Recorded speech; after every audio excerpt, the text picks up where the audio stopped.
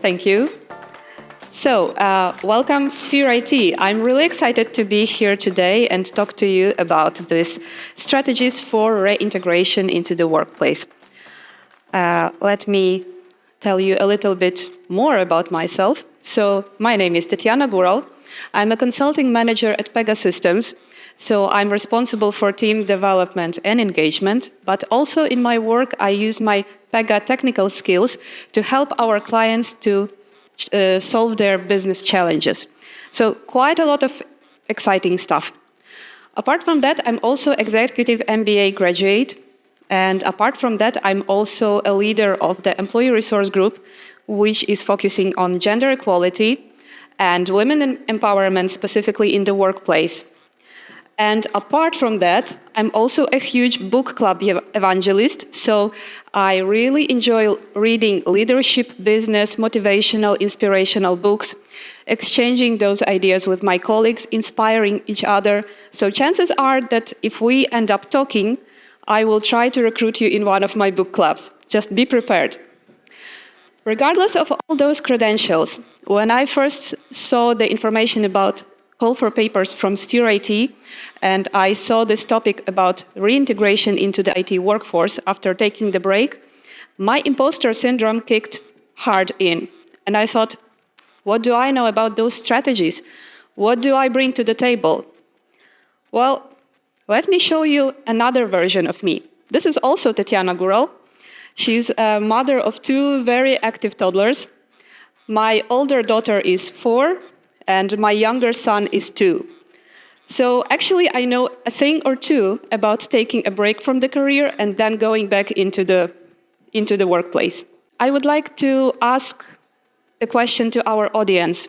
Could you please raise your hand if you had to take a break at any point in time from your career, for any reason? Maybe it was a maternity leave, maybe you decided to take sabbatical and travel across the world, maybe you decided to revisit your learning. Anyone? Am I the only one? Okay, I see a few hands. So let me share my personal story. With my first pregnancy, I didn't have any health issues. I was feeling quite well, or at least as well as you can feel when you have a growing human being inside of you, which kicks you in the gut all the time. I worked in a really exciting project. I loved my team, I loved my job. My team actually even threw a farewell party for me when I was preparing to leave for the maternity. So everything was going really great. But then I left, and everything changed dramatically. Because I was left alone at home with my baby, and I was feeling that I was missing on so many activities at work. I was scrolling through LinkedIn posts and I was checking what kind of new certifications my colleagues get, what kind of new projects they are doing, what kind of new promotions they are getting, and I'm missing. So I was really anxious about going back to work. Frankly speaking, I was battling with depression and I was seriously considering quitting the job altogether because I was feeling so inadequate. Luckily for me, I have a very supportive husband, and he encouraged me to enroll for MBA studies. And this gave me opportunity not only to speak to adults about something else than feeding schedule and nap times for newborn baby, it also helped me to regain my confidence. So I went back to work, and guess what? My team welcomed me with open arms. They provided every support that I needed to feel welcomed back in the work. With my second maternity leave, I decided to be a little bit more proactive, so I was working on strengthening my technical skills. I was also looking actively for ways to accelerate my career. So when the new position opened at my department, that was a manager position, and I was really excited about it. So while being on the maternity, I applied for the job, I went through the job recruitment process, and I got this position.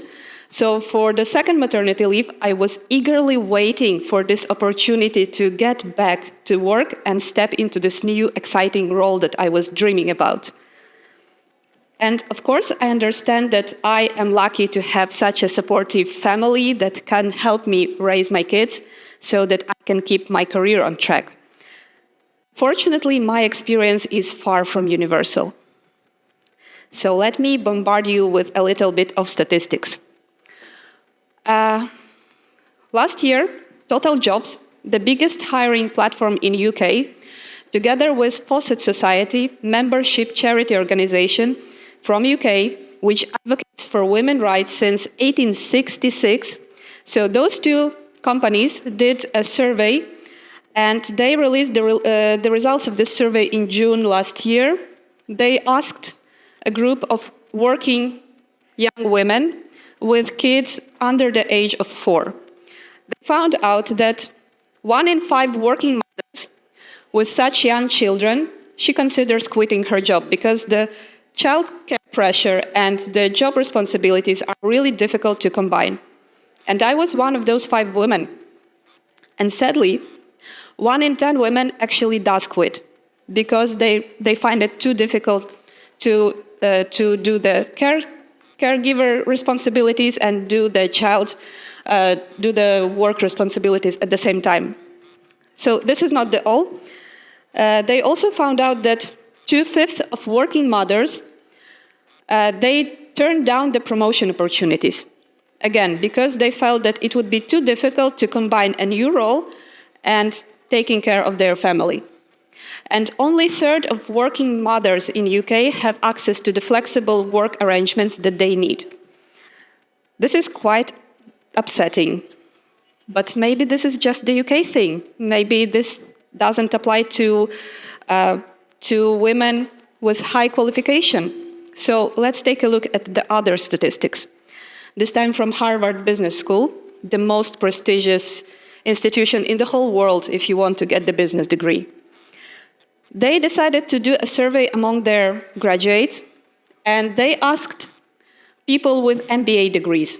They found out that only 2/3 of women holding MBA degrees are working full-time.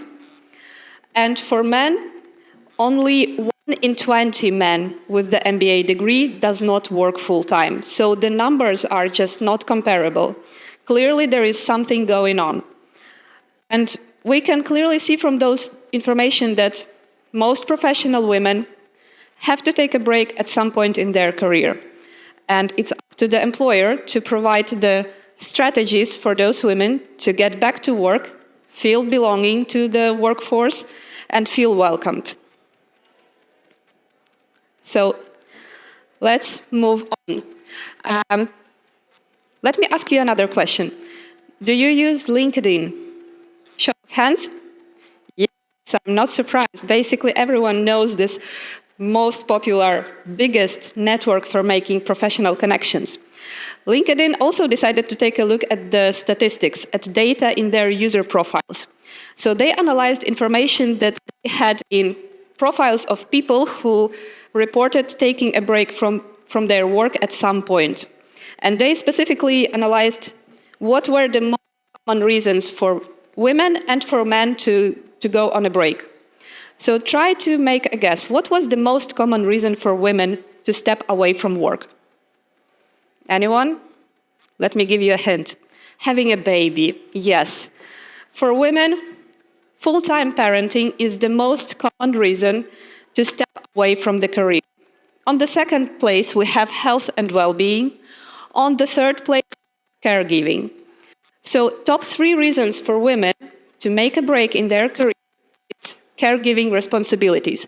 And only after that we have some professional development reasons, like career transition, professional development, relocation, personal growth. How do you think this statistic looks for men? Do you think it looks the same? No, it doesn't. For men, the most common reason to take a break from the career is retirement. So men work hard, and they are working until they're done, and then they're retired. The second most common reason is career transition. The third most common reason is professional development. And only then we have health and well-being, and on the last place in the list of most common reasons, we have full-time parenting. So, as you can see, becoming a parent affects career of men and women, but it does so in a different way.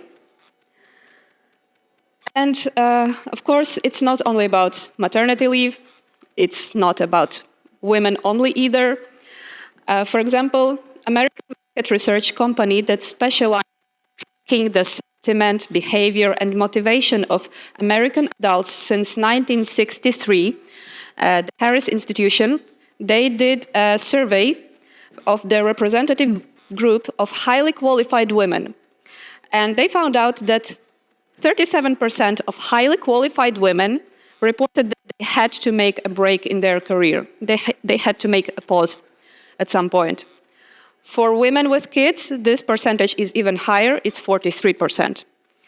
But what is most important in this survey, in this research? They asked those mothers that are currently on break, or just qualified women who are on a break, what are their plans for future? And majority, overwhelming majority, 93% of women on a break reported that they are eagerly looking forward to reintegration.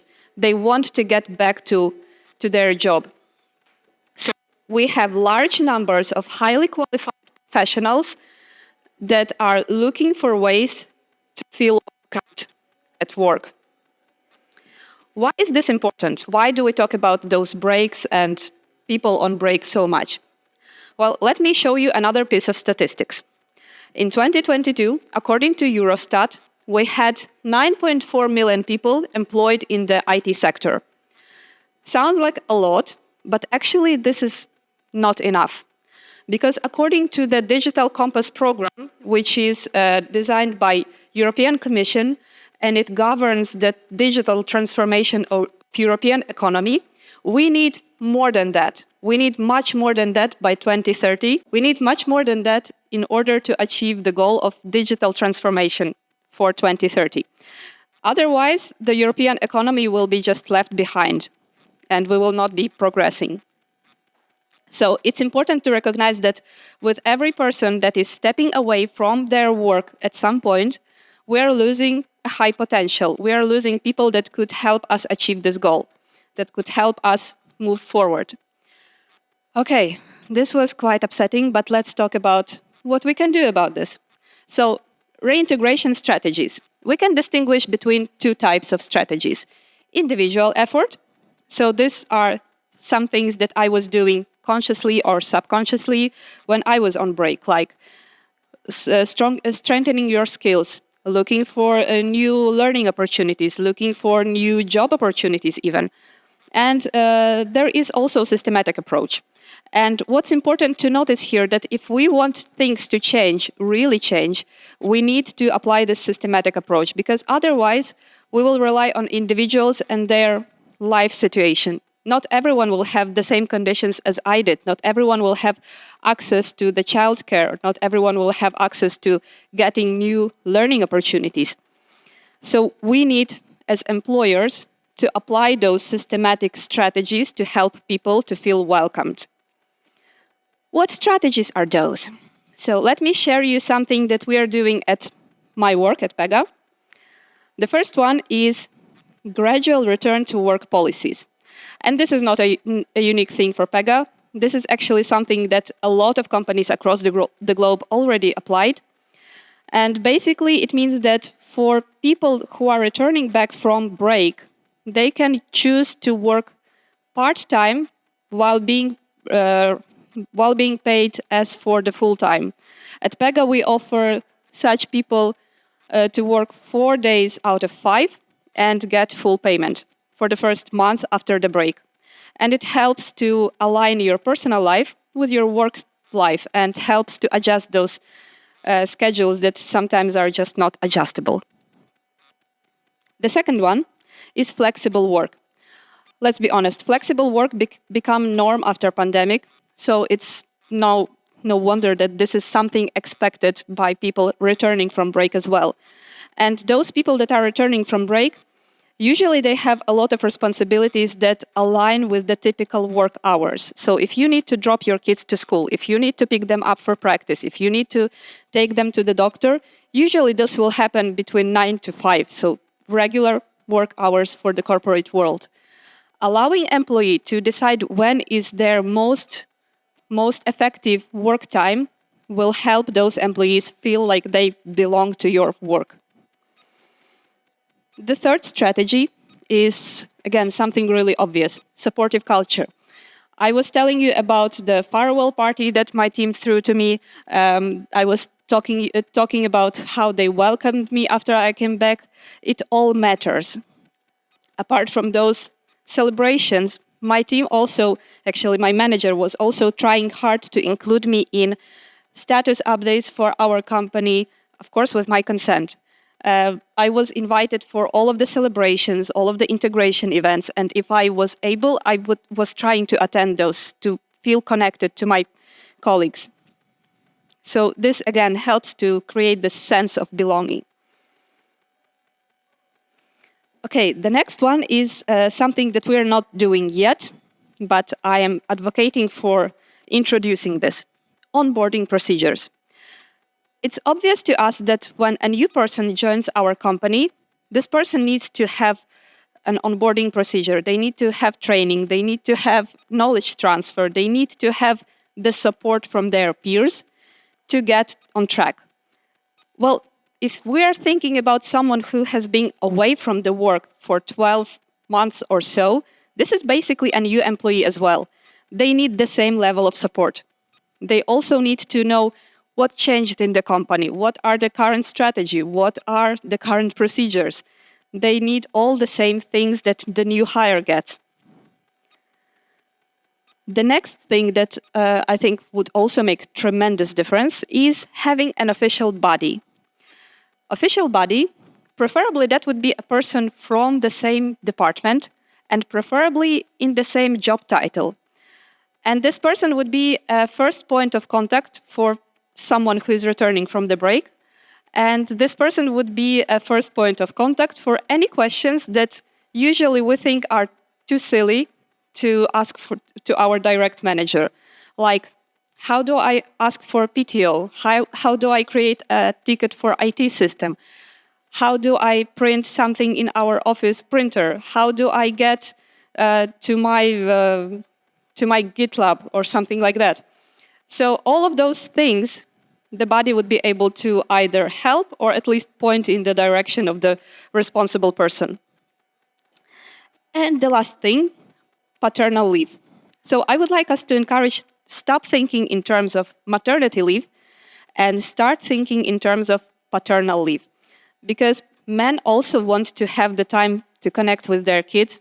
They also want to have this time that they can spend with the family. So let's celebrate all those so far rare occasions when men are taking break from work to support their family, and let's encourage them to do this more often.